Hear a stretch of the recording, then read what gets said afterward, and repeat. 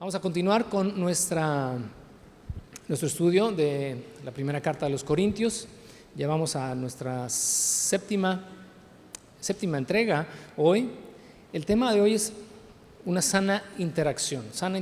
Primera de Corintios, capítulo 4, vamos a leer del verso 1 hasta el 21. La porción es más o menos extensa. Voy a tratar de irme con buen ritmo para no tomar más tiempo. Más tarde vamos a celebrar la Cena del Señor y es que queremos irnos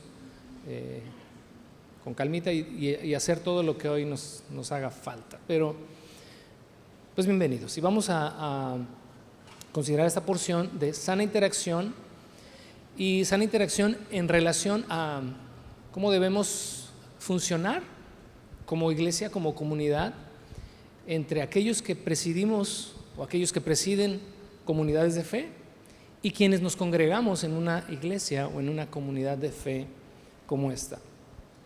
A veces la interacción necesita su calibración, necesita su enfoque, por razón de cada uno de entender, de nosotros tenga que entender las funciones que se desarrollan en una iglesia, en una comunidad, a partir de quienes presiden o quienes dirigen, pero también cuáles son las responsabilidades y aquellas bendiciones que obtenemos nosotros como comunidad, como congregación, como iglesia.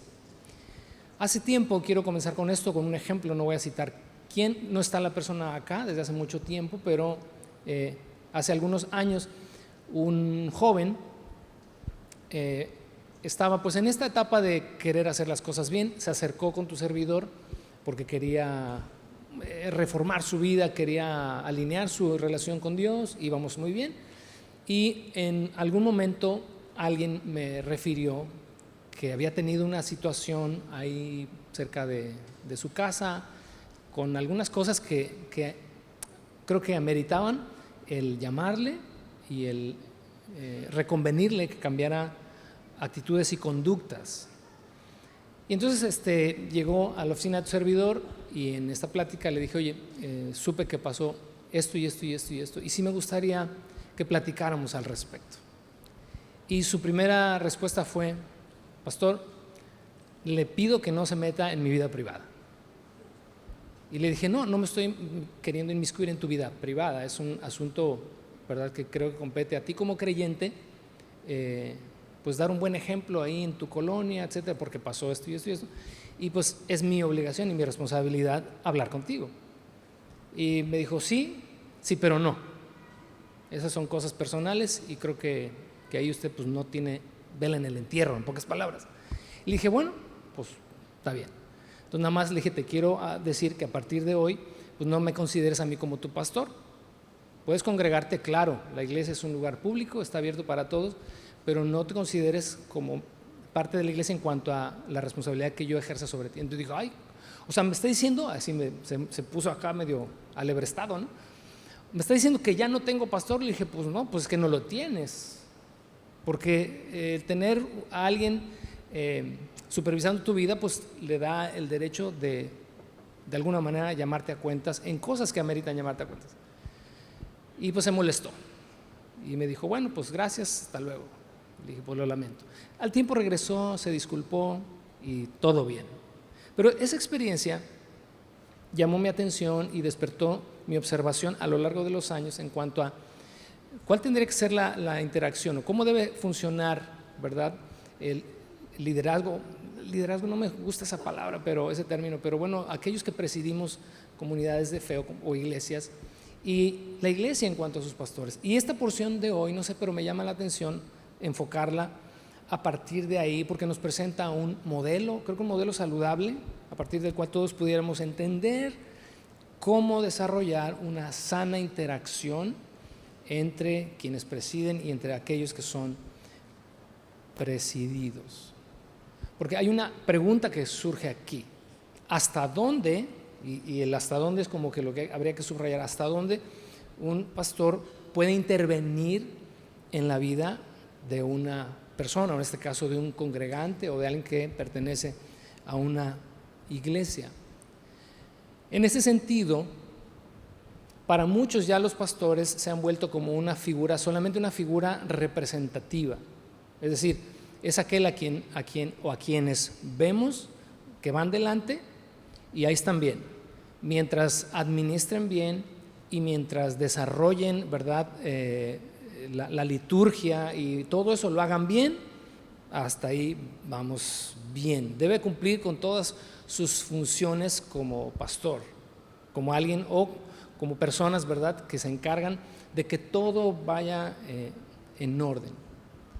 Sin embargo, al establecer esta figura así solamente como una figura representativa y no permitir que sea también una figura ante la cual yo tenga una responsabilidad, hace que las relaciones entre estos dos segmentos no funcionen adecuadamente y no edifiquen y no hagan que la iglesia o que la comunidad pueda progresar. Hay algo que creo caracteriza no sé, yo no sabría decirte si todas las generaciones de cristianos han sido así, pero pues uno solamente habla por la generación a la que sirve o en la generación en la que está uno viviendo.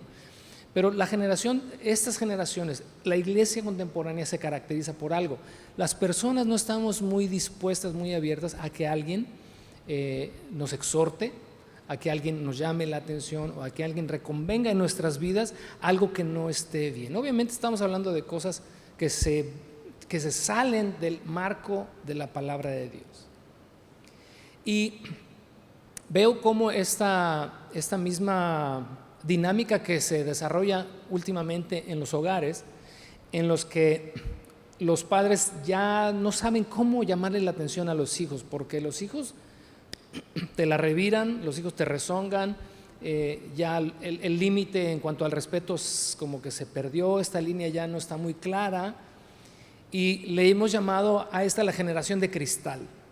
Y con una disculpa, ¿verdad?, a nuestros chicos, a nuestros jóvenes que estén aquí, no hacemos una generalidad, pero de alguna manera pues es como que lo que caracteriza esta generación.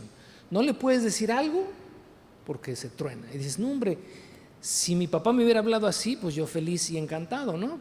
Porque antes eran las cosas más, y la generación todavía atrás de nosotros pues era todavía más brava y aguantábamos vara y aguantabas el guarachazo, la chancla y el jalón de orejas. Hoy te vas con pinzas. Esa misma dinámica parece como que está trasladada también a las comunidades cristianas, a las iglesias, donde si llamas tantito la atención, un jarrito de tlaquepaque, dijo el pastor Yair, ¿no?, la semana pasada o antepasada, jarritos de tlaquepaque, se quiebran, se van y buscan otro lugar. La segunda pregunta es también ¿hasta dónde se justifica el juicio de valor? Ahorita hablaré un poquito de eso, el juicio de valor que la congregación o la comunidad hace sobre sus dirigentes. Porque ahora se califica o se descalifica a quienes presiden en cuanto a lo que hacen. Y no estamos hablando, ni vamos a hablar durante la sesión de hoy, de conducta, de moralidad, de carácter, no, sino que se evalúa si lo hace bien o si no lo hace bien. Es un poquito la queja que Pablo va a poner por delante a partir de esta porción. Y sí, obviamente, la iglesia o la comunidad tiene que observar la conducta de quienes le presiden. Pero en el caso de juzgar o evaluar si su labor tiene valor trascendente, eterno o no, eso es muy, muy distinto. La historia definitivamente ha mostrado, a lo largo de la historia se ha mostrado que muchos que han presidido comunidades de fe a lo largo del tiempo han abusado de estas funciones que desarrollan. Pero no solamente eso, también la historia nos ha dicho que las mismas personas o la misma comunidad de alguna manera se denigra a sí misma al no tener un concepto claro de quienes les presiden y ponerlos en un pedestal. Ponerlos, como dicen por ahí, el niño es risueño y le haces cosquillas, ponerlos en una perspectiva inadecuada que al final de cuentas se vuelve un círculo vicioso. Las personas ponen a sus dirigentes en un pedestal, pierde el piso, al rato entonces abusa y ahí ya de ahí tenemos para entretenernos un buen rato. Así que la pregunta a partir de la cual vamos a desarrollar la porción de hoy es cómo se desarrolla una sana interacción entre ambos. Vamos a lo primero de 4 conceptos que vamos a revisar. El primero está en el verso 1 y obviamente esto es para quienes son presididos, tener un concepto equilibrado de quienes van delante de nosotros, de quienes nos dirigen, de quienes nos pastorean. El verso 1, después obviamente de ya haber transcurrido los 3 primeros capítulos y el apóstol Pablo llamar la atención por estas divisiones, facciones, etcétera, etcétera, concluye, porque va a concluir ya con este tema, con este asunto, ya el capítulo 5 pasa la página a otra cosa. En el verso 1 dice, así que, por lo tanto, a manera de conclusión, a Apolos y a mí, considérenos como simples siervos de Cristo, a quienes se nos encargó la tarea de explicar los misterios de Dios. Hay aquí un contraste interesante entre 2 ideas, dos conceptos en cuanto a la perspectiva que deben de tener de quienes les dirigen, que Pablo plasma acá. Y son contrastes porque, en primer lugar, le dice a la iglesia de Corinto, ustedes deben de considerarnos a nosotros, número 1, como simples siervos de Cristo. ¿No es esta una falsa humildad de parte de Pablo de, ay, yo soy el siervo del Señor y vieran cómo sufro? Más adelante pareciera como que se lame las heridas. No tiene nada que ver con eso, porque no es ni siquiera la personalidad de este hombre. Pablo tiene muy claro y tiene mucha seguridad en quién es él en Cristo, pero está tratando de enfocar a una iglesia que los ha puesto a ellos, a Pablo, a Apolos, a Pedro, en un pedestal, cosa que generó este orgullo de sentirse cada uno de ellos alineado con la personalidad de cada uno de estos superhombres y decir, como mencionó en el capítulo 2, no, pues yo soy de Pablo, yo soy de Pedro, no, yo soy de Apolos. Para derribar todos estos argumentos y tratar que la iglesia se enfoque, tratar que aquellos que son presididos tengan un concepto equilibrado de ellos, ustedes, dice Pablo, deben de considerarnos, número 1, como simples siervos. Esta expresión siervos es uperetes, define a aquellos que reman debajo.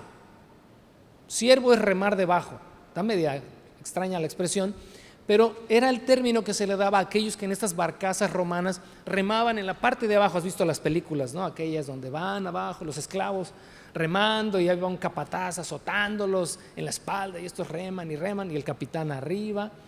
Esta misma idea es la que Pablo trae a la mente de los corintios para decirles, nosotros somos unos sirvientes, unos esclavos, unos criados del Señor Jesucristo. Lo único que estamos haciendo aquí es servirle a Él y sirviéndoles a ustedes.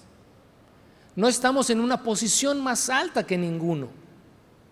Al contrario, como si hablara de posiciones, pues estamos en la posición más baja. De hecho, Jesús habló de eso. El que quiera ser el primero de todos tiene que ser el último. El que quiera liderar tiene que servir. Esos son los conceptos del reino.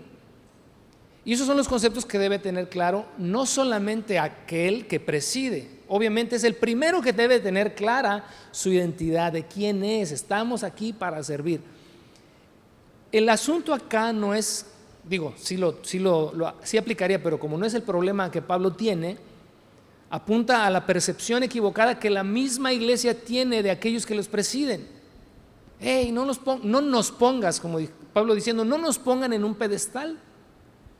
Somos simples siervos de Cristo. Pero por otro lado, manifiesta la seguridad de quién es Él también en Cristo, porque no solamente soy esclavo y no solamente soy siervo, sino también, por eso te decía, es como un contraste, también se nos ha dado la tarea de explicar los misterios de Dios.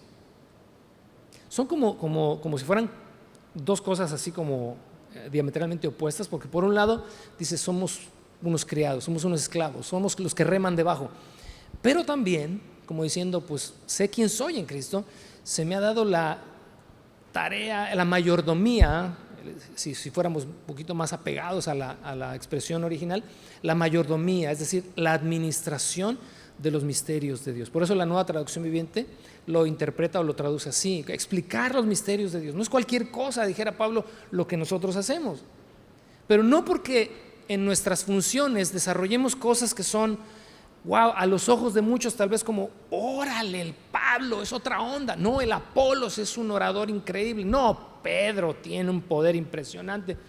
No dejamos, dice él, de ser siervos de Cristo y estamos en igualdad de condiciones con cualquiera. Leo lo siguiente: cuando vemos a nuestros dirigentes como seres humanos igual que nosotros, sujetos a las mismas debilidades e igualmente vulnerables como cualquiera, y aún así los respetamos por la función que desempeñan, entonces podemos decir que tenemos un concepto equilibrado de ellos. Si las personas que nos presiden tienen a nuestros ojos un concepto superior, hay que enfocar correctamente. Simplemente desarrollan una función distinta. Hoy pueden estar aquí presidiéndonos y mañana pueden estar ahí sentados, siendo presididos también por otros. Hoy pueden ocupar en la mesa la silla que preside. Mañana pueden ocupar en la mesa otra silla y ser presididos también por otros, porque todos, a final de cuentas, somos siervos de Cristo. Como te dije en algún momento, aquí todos somos ovejas, nada más que hay unas ovejas a las que se le dio la responsabilidad de cuidar de otras ovejas. El término pastor es un término, fíjate, es más bien utilizado en la iglesia de hace algunos siglos para acá. Pero si tú vas a la Escritura, siempre a los pastores se les llamaba ancianos, se les llamaba obispos, que es un supervisor. Tenían otros términos. Hay una o dos ocasiones en el Nuevo Testamento donde se menciona a aquellos que dirigen como pastores. Pero en realidad el término pastor tendría que ser tal vez el menos utilizado, para no desenfocarnos de quién es el pastor aquí y quiénes todos nosotros somos sus ovejas desarrollando funciones diferentes. ¿Vamos bien? Hace un tiempo, esto lo recordé ahorita, hace un tiempo un hermano y muy amigo, ya no está aquí con nosotros, pero muy amigo todavía porque sigo manteniendo comunicación con él, cuando estuvo acá por varios años, insistía a cada rato, cuando alguien se acercaba me saludaban, ¿qué onda, Juve? ¿No? Y si estaba él ahí, decía, ven para acá, él es el pastor, háblele de usted y háblele pastor Juve. Y la persona se quedaba así como que, ¿qué hice? ¿No? Casi que se rasgaba las vestiduras. Y entonces yo le decía, yo siempre le agradecí, le agradezco su buena intención, entiendo su corazón, y está padrísimo, ¿no? Pero yo después le decía a la persona, le digo, tú dime como tú te sientas más cómodo. Si me dices el Juve, no tengo problema. Si para ti sentirte más cómodo es, no, pastor, pues échale. Y si un día me quieres saludar así, pum. Porque entiendo que el respeto no es a partir de cómo te llaman. De nada serviría que te acerques, por ejemplo, con Alex o con Rubén, y dices, Pastor Rubén, y una vez que lo saludes, por ahí digas, Señor, me regañó, que vaya a regañar a su casa, ¿no? Entonces, cada uno de nosotros debemos como enfocar correctamente nuestra visión de los otros. Mira, en ese sentido, Romanos 12:3 dice lo siguiente: basado en el privilegio y la autoridad que Dios me ha dado, le advierto a cada uno de ustedes lo siguiente: ninguno se crea mejor de lo que realmente es. Y me encanta esta versión, la NTV, en esta porción dice: sean realistas al evaluarse a ustedes mismos, háganlo según la medida de fe que Dios les haya dado. Así que delante de ti, en cuanto a quienes presiden o quienes presidimos esta congregación, tienes personas exactamente hechas del mismo material que tú, solamente con funciones diferentes. Así que una manera de entender o de desarrollar una sana interacción Número uno es tener un concepto equilibrado de aquellos que van adelante o que tienen la responsabilidad. ¿Estamos bien? Número dos, que aquellos que nos presiden, y obviamente ahora echo la pelota para acá, busquen primeramente y casi que únicamente la aprobación del Señor en lo que hacen. Vamos a leer versos 2 al 4.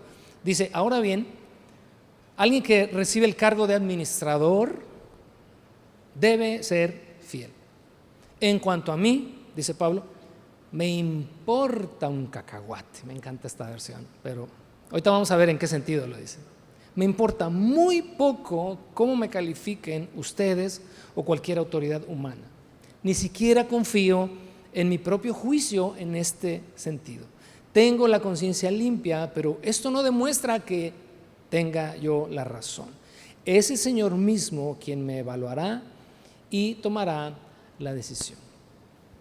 A simple vista, pareciera que Pablo acá es un orgulloso de primera línea, que no le importa la opinión ni el juicio de los demás. Me lavo las manos, como si dijera yo, como Pilatos, tengo conciencia limpia, así que pues hay lo que tú pienses de mí, no me importa. No es en este sentido en el cual debemos leer o interpretar la intención de Pablo en el verso 2 al 4, porque el contexto, ¿cuál es? Recuerda que los corintios, lo vimos previamente, establecieron un juicio de valor sobre Apolos, sobre Pablo y sobre Pedro. Ahora, tal vez menciona él estos tres solo como un ejemplo, pero quizás son más los líderes a través de los cuales estos corintios han identificado y crearon estas divisiones o facciones. En este sentido del juicio de valor, es decir, no, pues para mí que Pedro es mejor. No, yo creo que Pedro es mejor. Y el otro, no, Pablo es mejor. Es un juicio de evaluación. No se está juzgando la conducta de ellos, no se está juzgando la moralidad, no se está juzgando nada. Se está haciendo un juicio de valor, considerando a uno mejor que otro. Como dice el versos más adelante, juzgan a uno en detrimento de otro. Al favorecer a uno, lo que haces es demeritar o de desvalorar o devaluar la obra que otro también está haciendo. Y en ese sentido, lo único que Pablo está diciendo aquí, cuando dice, no me importa lo que piensen, es decir, el valor de lo que yo hago no me lo da la opinión, ni siquiera de ustedes, ni aquí ni afuera. Ese valor únicamente puede ser tasado por Dios. Así que en segundo lugar, quienes presiden debemos buscar única y exclusivamente la aprobación de Dios en todo lo que se hace. Se refiere aquí, dice Pablo en el verso 2, que todo administrador, es decir, todo aquel que dirige o que preside, debe ser hallado fiel. ¿Fiel en qué sentido? Fiel en la tarea que le ha sido encomendada, cualquiera que ésta sea. Cualquiera que sea la función que desarrolla, cualquiera que sea la responsabilidad que se le ha dado, debe ser fiel en cumplirla. Pero si esta persona, en este caso Pablo, ha sido fiel, ha cumplido y busca la aprobación de Dios, entonces la opinión que otros puedan tener de su trabajo, de su labor, pasa a segundo plano. Repito, no se está juzgando el carácter o la conducta de la persona. Eso también se hace, sí se puede hacer, pero ese es tema de otra ocasión. El verso 10 del capítulo 1 de Gálatas, Pablo tiene bien claro esto y dice lo siguiente: queda claro que no es mi intención ganarme el favor de la gente, sino el de ¿quién? Sino el de Dios. Si mi objetivo fuera agradar a la gente, no sería siervo de Cristo.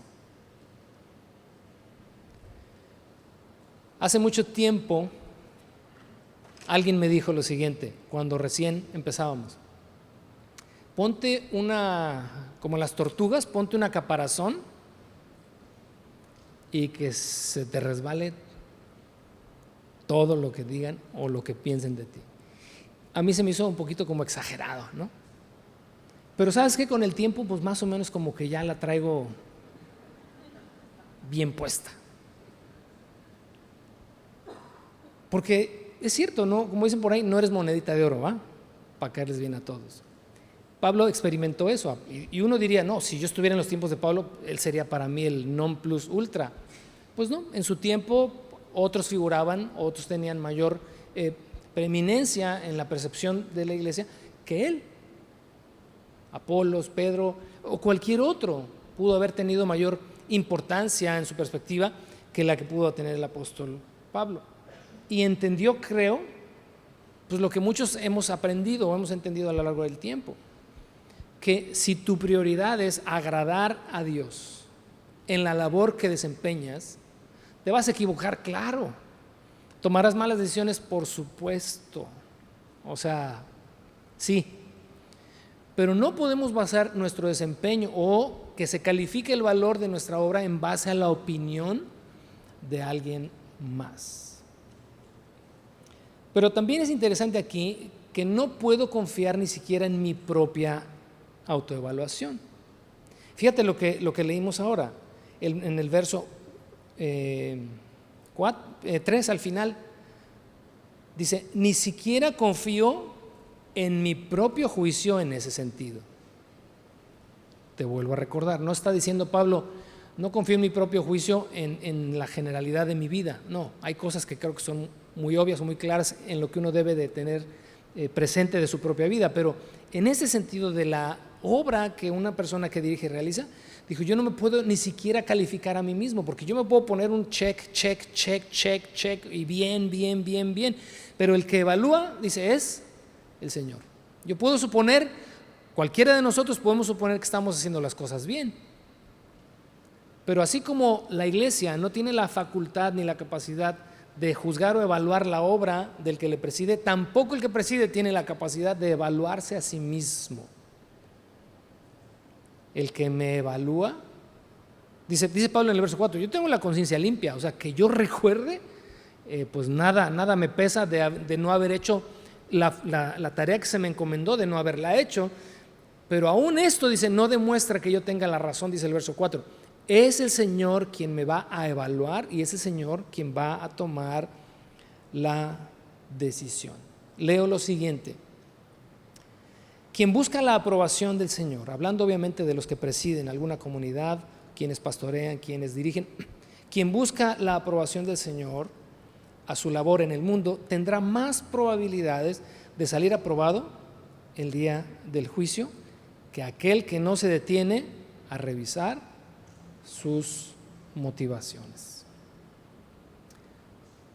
Tercer aspecto para una sana interacción: esperar el juicio de Dios como una prueba definitiva de lo que uno hace. Verso 5, dice el verso 5, así que no juzguen a nadie antes de tiempo, es decir, antes que el Señor vuelva, pues Él sacará a luz nuestros secretos más oscuros y revelará nuestras intenciones más íntimas. Verso 6, entonces Dios le dará a cada uno el reconocimiento que corresponda. Amados hermanos, puse el caso de Apolos y el mío propio como una ilustración de lo que vengo diciendo. Si prestan atención a lo que les cité de las Escrituras, no estarían orgullosos de uno de sus líderes a costa de otro. Pues ¿qué derecho tienen a juzgar así? ¿Qué tienen que Dios no les haya dado?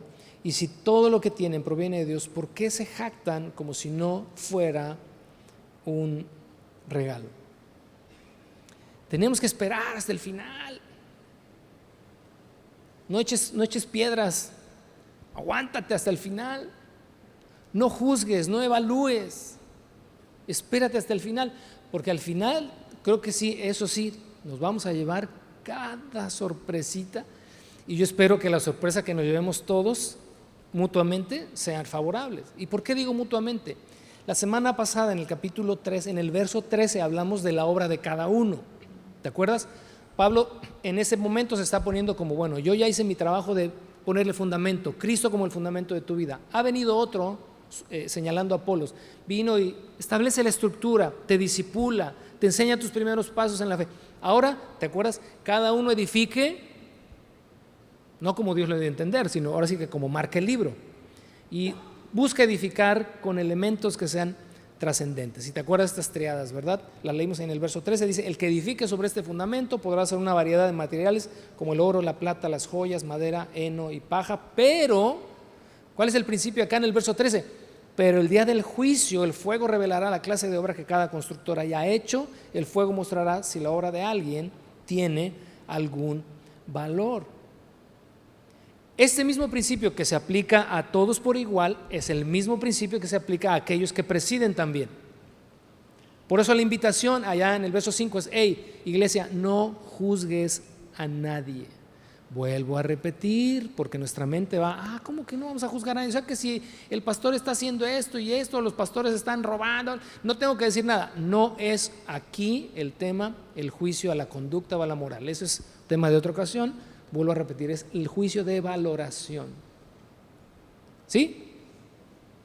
No juzguen a nadie. Si lo que está haciendo tiene trascendencia eterna o no, el día del juicio, así como tus obras serán puestas allá en el fuego del escrutinio de Dios para revisar si tus obras trascienden a la eternidad o no, también lo que aquellos que nos presiden, si su obra trasciende a lo eterno o no, también será revelado hasta el día del juicio. El cómo y el por qué de la labor de, en este caso, un pastor o un dirigente, solo se va a conocer en el día final. Las motivaciones por las cuales la hizo, la mala o la buena práctica, están a la espera de ser evaluados por el Señor. Por eso el punto anterior es súper importante para aquellos que tienen una responsabilidad así. Busca ante todo tener la aprobación de Dios en lo que haces. Tendrás mayor probabilidad de que el día que tus obras se evalúen al final, salgas bien librado.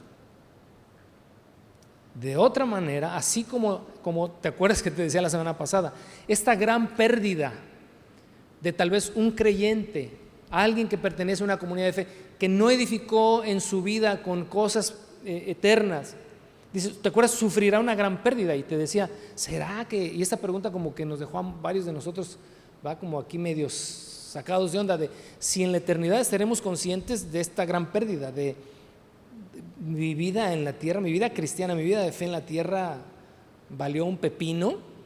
Estoy aquí por la pura gracia de Dios y fui salvo por la pura gracia de Dios, pero no, mi vida no trascendió, mis obras no vienen conmigo, como dice Apocalipsis, ¿verdad? Dice, bienaventurados los que mueren el Señor, porque lo vimos en las semillas en casa esta semana, dice él la porción, porque sus obras con ellos siguen. ¿Qué significa que sus obras con ellos siguen? Las obras que hicieron mientras estaban en la vida, en la tierra, trascienden con ellos también a la eternidad, porque son obras, ¿verdad?, hechas en Dios, no en la carne. Bueno, lo mismo aplica para aquellos también que tienen esta responsabilidad ante una congregación, si lo que haces va a trascender o no, porque también creo que se aplica el mismo principio en cuanto a sufrirá una gran pérdida. Imagínate llegar allá a decir, fui pastor por 40 o 50 años de una congregación o de 10 congregaciones, pero al pasar el escrutinio de Dios, estás aquí, maestro, por pura gracia y por pura misericordia. Pero todo lo que hiciste, las intenciones con las que lo hiciste o la manera en la que lo hiciste, ahí se queda, no trasciende. Qué fuerte ha de ser quedarse con una gran pérdida así también, ¿no crees? En el caso, leo lo siguiente: con el fin de desarrollar una sana interacción, debe evitarse el juicio prematuro en ambos lados. Y te voy a decir aquí por qué en ambos lados. Voy a hacer una pausa aquí. Porque así como muchas veces la iglesia critica, juzga, evalúa la labor de quien les preside, también muchas veces nosotros juzgamos, criticamos, evaluamos la obra de Dios en la vida de una persona. Decimos, no, se me hace que ni cristiano es, no ha nacido de nuevo. Creo que nos ha quedado claro a partir del capítulo 1, y como te dije desde la primera sesión, a lo largo de la carta, La iglesia de Corinto, de cristiana, diríamos nosotros, de cristiana no tiene nada, o casi nada. Sin embargo, desde el capítulo 1 su identidad está bien puesta, bien establecida y bien asegurada, porque Pablo le llama la iglesia de Dios que está en Corinto, a los santos de Dios que están allá, llamados en Cristo Jesús para ser santos, ¿no? La óptica de Pablo creo que es la adecuada. No puedo yo juzgar si esta iglesia de Corinto definitivamente es de incrédulos. No puedo juzgarlo. Al final dice cada uno será evaluado por el Señor. Bueno, de la misma manera es hacia acá. Continúo leyendo, dice: así como un dirigente no puede juzgar si la obra de un creyente es valiosa o trascendente a los ojos de Dios, tampoco un creyente tiene la capacidad de emitir un juicio de valor sobre el trabajo de quien le preside. Cuarto y último aspecto de esta sana interacción entre una iglesia, una comunidad de fe y quienes le presiden, es que debemos aceptar con gusto la exhortación amorosa que se nos hace cuando es necesario. Y aquí pues, déjame adelantarte algo. Si sientes incomodidad, si sientes como que nos está preparando para que luego cuando nos regañe ya no tengamos manera de decir nada, pues no, estamos leyendo la escritura, estamos leyendo el texto y fíjate, por eso te decía, somos una generacioncita de cristal. Si hoy el pastor Rubén, el pastor Alex o tu servidor,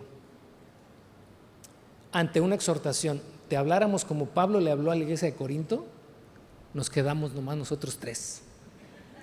La verdad. Somos de cristal, pero vamos aguantando vara, ¿no? Ay, a ver si es cierto. Porque a ninguno de nosotros nos gusta que nos señalen nuestras faltas, ¿verdad? O sea, eso sería como ilógico pensar que, ay, dime todo lo malo que hay en mí, por favor. O sea, nada que ver. Pero antes de hacer la lectura acá, sí quiero señalar lo siguiente, que es imposible que tú o que cualquiera de nosotros recibamos exhortación o amonestación si la persona que nos está amonestando no tiene amor por nosotros y no tiene una genuina preocupación por nosotros. Y eso a veces se percibe. Dices, no, es que este es el hermano regañón, ya sé que es el hermano regañón, le encanta regañar por regañar, él se siente bien regañando. Pero cuando la persona que se acerca, que te exhorta, te amonesta, lo hace en el amor del Señor o lo hace por la responsabilidad que tiene sobre ti, es decir, porque le preocupa tu vida espiritual, creo que entonces todos tendríamos que parar oreja, ¿no? Y estar disponibles y dispuestos a que la exhortación venga a nuestra vida, porque es la manera en la que vamos a crecer y en la que vamos a madurar. Acuérdate, Pablo está tratando de sacar a esta iglesia de Corinto de la inmadurez y de ser niños en Cristo. Pues bueno, les viene ahí el cachetadón sabroso. En los versos 8 al 13 que vamos a leer, utiliza un lenguaje irónico. No es muy común en Pablo un lenguaje así, pero es irónico porque es una crítica sutil. No es sarcástico, porque el sarcasmo es hiriente, o sea, busca hacerte sentir mal. Y eso es otra cosa, que si alguien te exhorta, lo hace con sarcasmo, pues obviamente no vas a recibir nada, te vas a cerrar, te vas a dar la vuelta y te vas a ir. Pero acá lo que Pablo usa es una forma más refinada de hacerles ver a ellos lo que considera que están mal. No olvides el contexto, hay divisiones, hay facciones, favorecieron a uno en detrimento de otro, emitieron un juicio de valor sobre Pablo, lo consideran como X. Para muchos de la iglesia de Corinto, Pablo es como segundo a bordo y ellos se sienten orgullosos de sus propios logros como iglesia. Bueno, vamos a ver cómo habla Pablo, y lo hace como un padre frustrado ante un adolescente independentista que le dice a su papá y a su mamá, ya no me digas lo que tengo que hacer. ¿Alguien le dice así? Sí, pues sí, ¿no? Para los papás que ya tuvimos adolescentes, ¿no? Como de repente ya les sale un pelo aquí y ya te piden el rastrillo porque ya sienten que ya son independientes, no se saben ni amarrar las agujetas pero ya quieren su independencia, ya no, el cuarto tiene que estar cerrado, ya no puedes abrir si no tocas primero, de esas cosas que suceden en algunos hogares por ahí. Bueno, Pablo utiliza este lenguaje irónico como un padre frustrado por hijos que sienten que ya no lo necesitan, que de una forma le están diciendo: tus consejos, tu exhortación aquí ya no caben. Y eso no permite el crecimiento ni abona a la madurez. Vamos a ver versos 8 al 13 en este lenguaje irónico que usa Pablo. Dice: ustedes piensan que ya tienen todo. ¿Me permites usar este tonito así como de medio burloncito? ¿Me lo permites? Tal vez Pablo no lo usó, pero hay que echarle crema al taco hoy. Ustedes piensan que ya tienen todo lo que necesitan. Creen que ya son ricos, hasta han comenzado a reinar sin nosotros en el reino de Dios. Desearía que en verdad ya estuvieran reinando, porque entonces nosotros estaríamos reinando también con ustedes. Y como si era, a veces pienso que a nosotros los apóstoles Dios nos puso en exhibición como prisioneros de guerra, al final del desfile vencedor, condenados a muerte. Nos hemos convertido en un espectáculo para el mundo entero, tanto para la gente como para los ángeles. Nuestra entrega a Cristo nos hace parecer tontos. En cambio, me suena como a Eugenio Derbez, discúlpame, ¿no? Pero ustedes afirman ser tan sabios en Cristo. Nosotros somos débiles, pero ustedes son tan poderosos. A ustedes los estiman, a nosotros nos ridiculizan. Incluso ahora mismo pasamos hambre y tenemos sed. Ahorita mismo nos falta ropa para abrigarnos. A menudo somos golpeados y no tenemos casa. Nos cansamos trabajando con nuestras manos para ganarnos la vida. Bendecimos a los que nos maldicen. Somos pacientes con los que nos maltratan. Respondemos con gentileza cuando dicen cosas malas de nosotros. Aún así se nos trata como la basura del mundo, como el desperdicio de todos, hasta este preciso momento. Por eso decía hace un momento, parece como que Pablo así se tira a matar, ¿no? Lamiéndose las heridas ¿no? Como la Llorona, mis hijos. No es en este sentido, está tratando de despertar sus conciencias ¿y ahora qué mosca les picó? Que ya no pueda yo decirles a ustedes las cosas que veo que están mal en ustedes. Es el padre frustrado porque el hijo ya quiere ser independiente. Y fíjate, como si más o menos, ¿no? En esta analogía, como si el papá dijera: yo, no sé si sea correcto decir esto, ¿no? Pero pues algo común para mí es: me friego el lomo todos los días y tú estás ahí echadote en tu cama, ¿no? Algo así, como Pablo diciendo: nosotros andamos, a veces la pasamos realmente mal, y ustedes en su orgullo espiritual de que no necesitan que nadie les diga nada, divididos, faccionados. Creo que es un mensaje a partir del cual expresa Pablo la necesidad de sacarlos de su letargo. ¿Qué es lo que estaban expresando al rechazar la autoridad, al rechazar la supervisión de Pablo sobre ellos? Estaban diciendo de alguna manera, y aquí entonces es donde apunto a lo que pudiera pasar en esta interacción cuando no es sana entre la iglesia y quienes le presiden, no necesito que me digas nada. Mientras lo digas en el púlpito y nos lo digas a todos, lo recibo. Pero en lo personal, no me digas nada. Me incomoda, me molesta. Tal vez porque tu experiencia, igual y tu experiencia en casa, cuando eras niño, joven, era una experiencia difícil, entonces tienes un problema con la autoridad. Hace un tiempo yo agradezco mucho, de verdad, yo obviamente tampoco diré quién, pero lo agradezco. Hace tiempo alguien de aquí se me acercó y me dijo: pastor, vengo a pedirle perdón. Y yo dije: ¿ahora de qué? Digo: yo he tenido un mal concepto de usted por mucho tiempo, dice, pero Dios me ha mostrado que no lo tengo de usted, lo tengo de lo que usted representa, me dijo. Usted representa una autoridad en mi vida y yo tengo un problema contra la autoridad. Por lo tanto, he tenido un problema con usted. Pero Dios me ha hablado. Entonces fue una plática, para mí resultó muy edificante, el que la persona pudiera entender el origen de su conflicto con la autoridad. Y tal vez tú pudieras en algún momento, si el Señor te lo muestra, decir, ¿por qué me molesta que alguien me exhorte o que alguien me amoneste? Porque si nuestras relaciones dentro de la iglesia, en cuanto a quien te preside y tú, si no funcionan así en esta rendición de cuentas voluntaria, en este aceptar lo que Dios a través de alguien te diga, si no funciona así, entonces no va a haber crecimiento en tu vida, no va a haber progreso en tu vida. Esta parte a veces le toca más al pastor Rubén, la verdad. Pues para la mayoría de ustedes saben que cuando es un tema de consejo, etcétera, pues es con él. Y digo, es un pan de Dios, ¿no? Es una conchita remojada en chocolate, blanca, concha blanca, ¿no? Pero a veces con esa amabilidad que representa aquí a nuestro pastor Rubén, pues a veces dice verdades que yo te lo dije una vez, lo dije en broma y me disculpo públicamente, Rubén, porque yo sí te expresé que en algún momento ya me empezó a caer mal, en el buen sentido,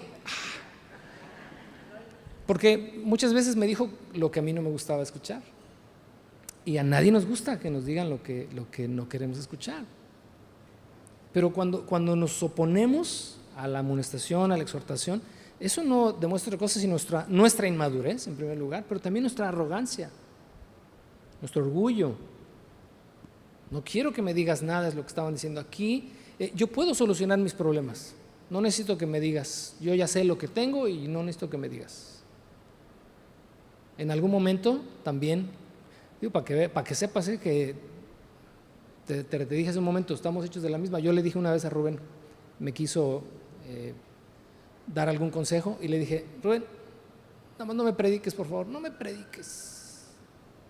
Después me sentí mal, dije, ¿por qué le dije eso, hombre? Si él tan buena onda todavía va y invierte una hora y media ahí para escucharme y yo todavía le pongo así el sí, pero hasta aquí.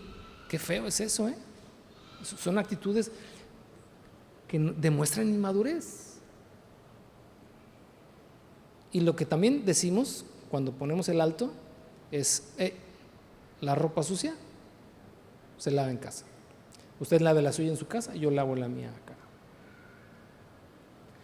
Las primeras preguntas con las que abrimos hoy es ¿hasta dónde, no? Porque obviamente ninguno de nosotros como pastores tenemos el derecho de meternos en tu vida privada, en decirte qué ponerte, qué no ponerte, qué hacer, qué no hacer en tu vida. No.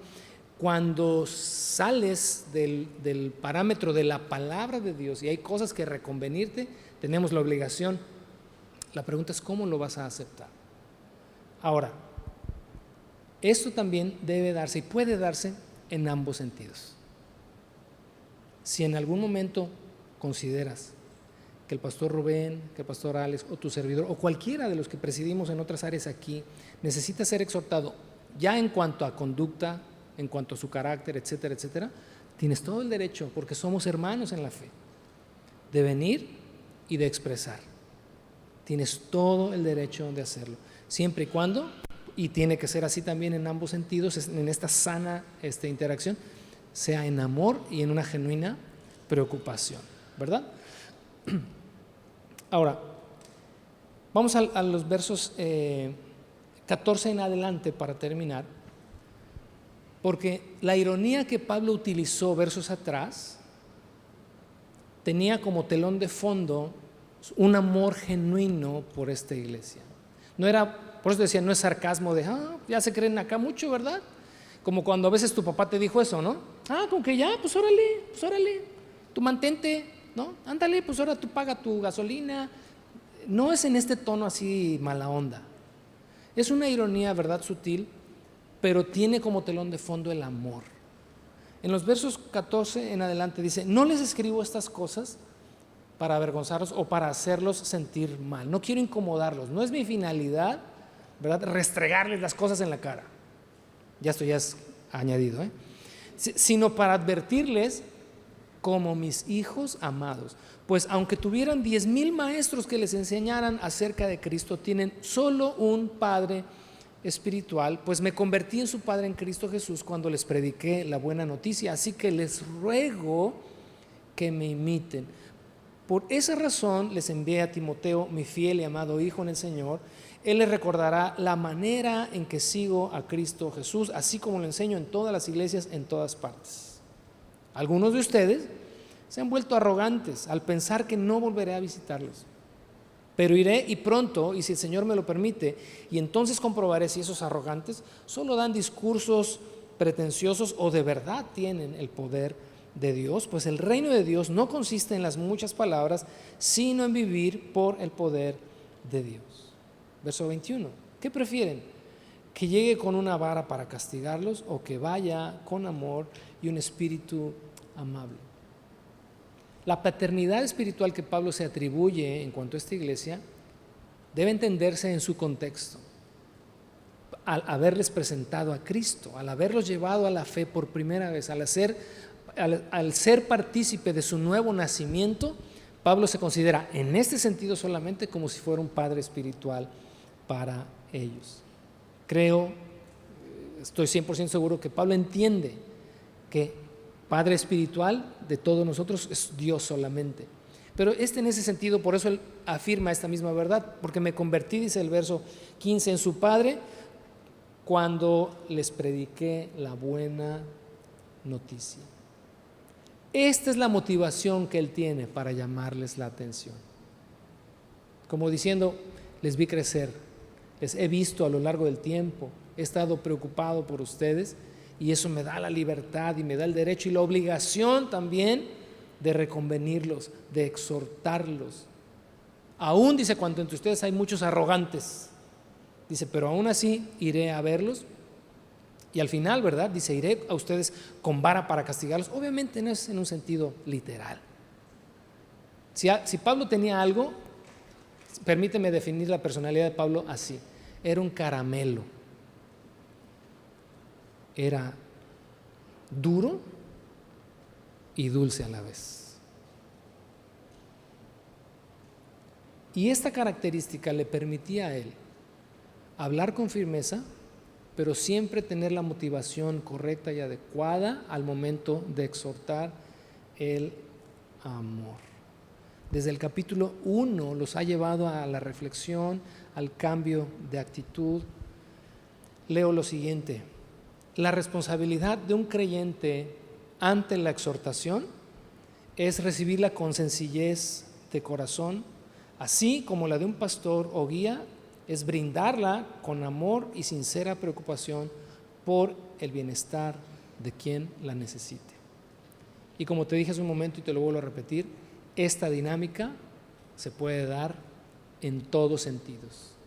No solamente tu facilitador en tu semilla en casa tiene, ¿verdad?, esta libertad de exhortarte. Si el facilitador, si el pastor, si el maestro allá en la clase, si cualquiera que va delante de ti en tu vida espiritual tiene algo digno de exhortar, algo digno de amonestar, tienes también el derecho de hacerlo en amor y con genuina preocupación. La carta de Pablo a los Gálatas menciona que a pesar de que Pedro era en ese sentido de autoridad alguien superior a Pablo, Pablo le dio una exhortada. Si la quieres leer, lee en la semana Gálatas capítulo 1, capítulo 2, vas a ver que le puso una revolcada que vuelvo a lo mismo. Si practicáramos lo que hizo Pablo allá, lo practicáramos acá, hasta yo me voy de aquí, la verdad. En serio. Dice que delante de todos, yo no me imagino aquí que un día, por ejemplo, el pastor Rubén, está mi Conchita Blanca, se levantara y delante de todos me dijera, ¿sabes qué, Juve? Aquí delante de todos te digo, tas y tas y tas, eres un hipócrita, un falso, porque eso fue lo que Pablo dijo. Dice, y en tu hipocresía te has arrastrado a varios de los de aquí. Digo, no, ¿cómo aguantas un trancazo de esos? ¿Te das cuenta cómo las cosas se hacen diferente en aquel tiempo? Híjole, digo, no es necesario, pastores, por favor, no hay necesidad, vamos bien, acá en privado las recibo sin ningún problema. Bueno, terminamos haciendo rápido un resumen de cómo se desarrolla una sana interacción entre la iglesia y sus dirigentes. Número 1, tener un concepto equilibrado de quienes nos presiden. Número 2, que quienes presiden deben buscar ante todo la aprobación del Señor. Número 3, que todos debemos esperar el juicio final como prueba definitiva del valor de nuestra obra. Y número 4, todos aceptemos la exhortación amorosa cuando sea necesario. Vamos a ponernos de pie y vamos a orar.